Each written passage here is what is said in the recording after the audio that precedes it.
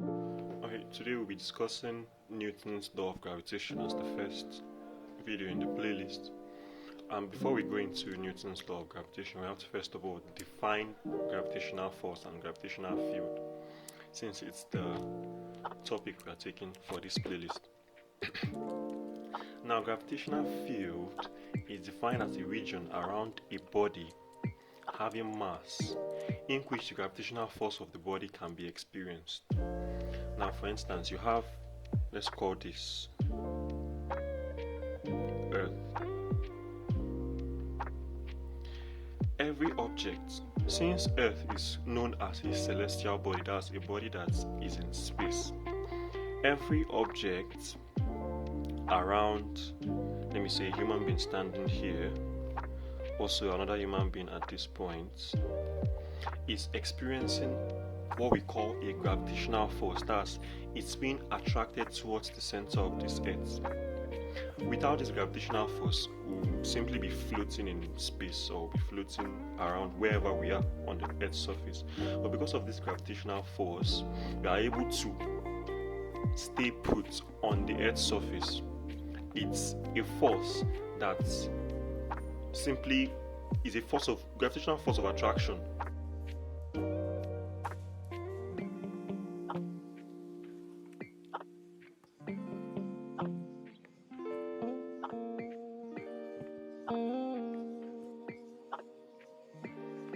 So if this human, let's call him John, is standing on the earth's surface, he'll be experiencing a force of gravity of the earth's gravitational field towards the earth's middle or the center of the earth. If not, he will just simply be floating around the earth. Now, this gravitational force of attraction between two bodies is governed by what we call the Newton's law of gravitation, or Newton's law of universal gravitation. This Newton's law of universal gravitation simply states that the force of attraction between two bodies or particles or substances, or the force of attraction between both of them, is, first of all, is directly proportional to the product of their masses.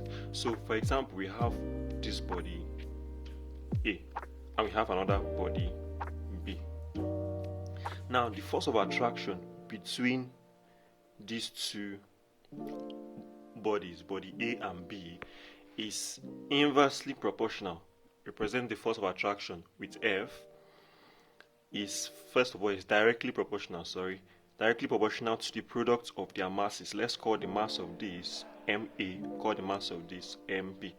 So it's directly proportional to the product of their masses, MA times MB, and inversely proportional to the square of their distances apart. So the square of their distance, let's say this is the center of A, this is the center of B. Their distance apart is simply the distance between their centers.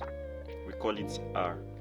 And F is inversely proportional to the square of R.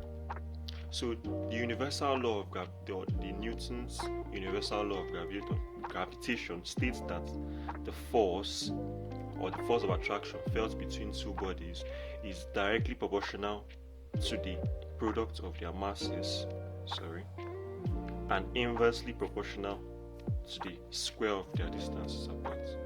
Now, introducing a constant, because anywhere you see a proportionality sign, you have to introduce a constant to be able to remove it. You have that F is equal to, we call that constant K, MA MB over R squared.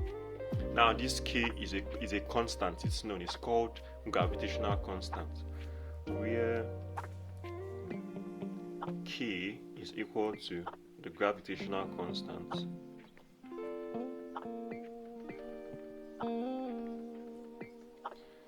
MA, mass of A, MB, mass of B, and R is what? The distance between their centers, or rather their distances apart.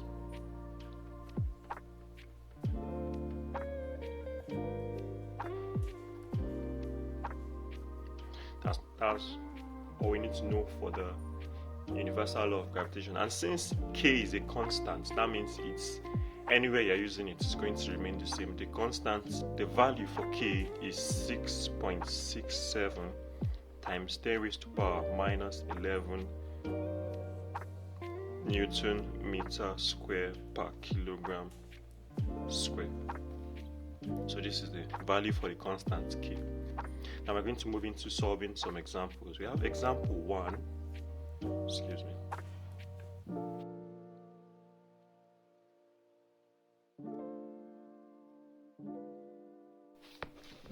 Alright. The solution for this, we'll remember our Newton's law of gravitation, which states that F is directly proportional to the product of their masses and inversely proportional to the square of their distances apart. And simplifying further, you have that F is equal to KMAMB over R squared. Now, if you look at this question, we're given the two masses, 100 and 90. We're also given their distances apart, 1, and we are also given G, that's our gravitational constant. Okay, we can rename this K to G. Let's rename it to G, sorry. Now, analyzing this question, it's a drawing. We have body 1 and body 2. Let's call this 1 and 2.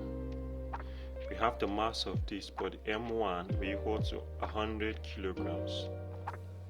We have that M2 is equal to how many kilograms?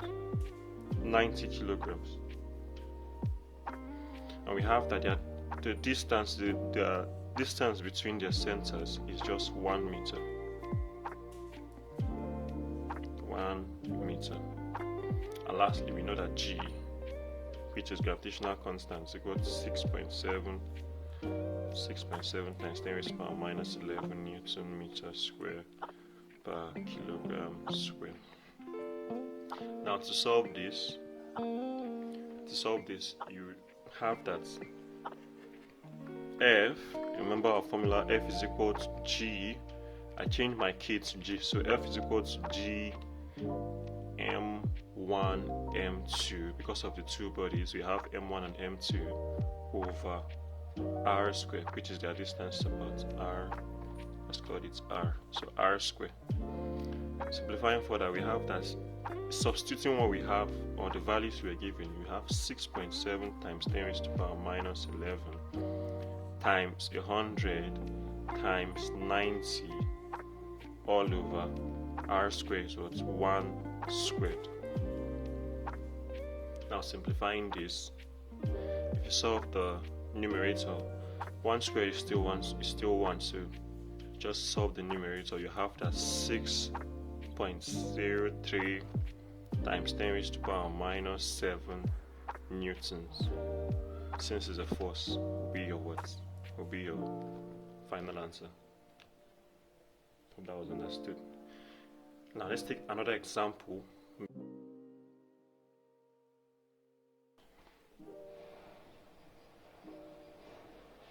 Now, first of all, let's analyze the question.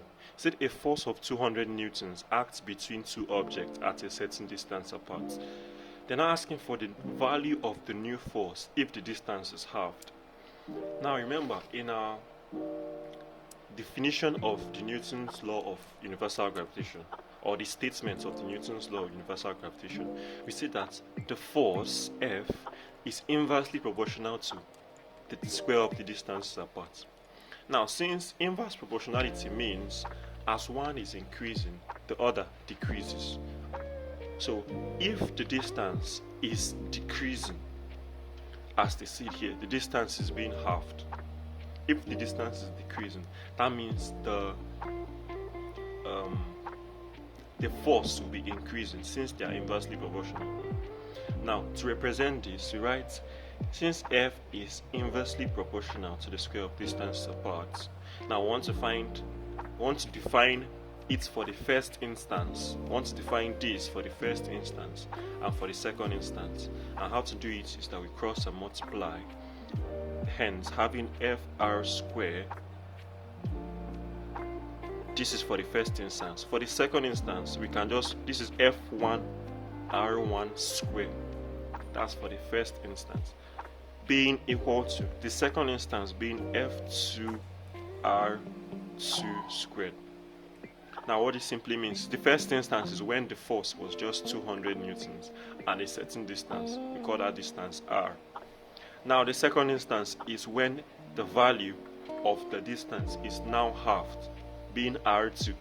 It now have a new force being what? F2. It will not be the same as F1. Now from the question, we already know that R1 is equal to R2, or rather, you have to understand the grammar they use here. They say the value of the new distance the value of the force when the distance being R2 is halved. So R2 will be R1 divided by 2. Now substituting this here, you have F1. We know our F1, I'll just write this here. We know F1 is equal to 200 newtons. We are looking for F2. Our R1 is same. R2 is equal to R1 divided by 2. Substituting this, you have F1 being 200 newtons, 200 newtons multiplying R1 squared will be equal to F2 is what we are looking for, F2 squared. Now R2 is R1 over 2, so this will be what? R1 over 2 all squared. Opening this, you have 200 times R1 squared will be equal to F2 times R1 squared over 4 by squaring both the denominator and the numerator.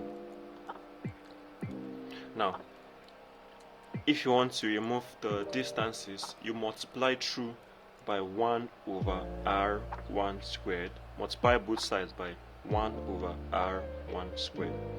This cancels this out. This also cancels this out. So 200 will be equal to F2 over 4.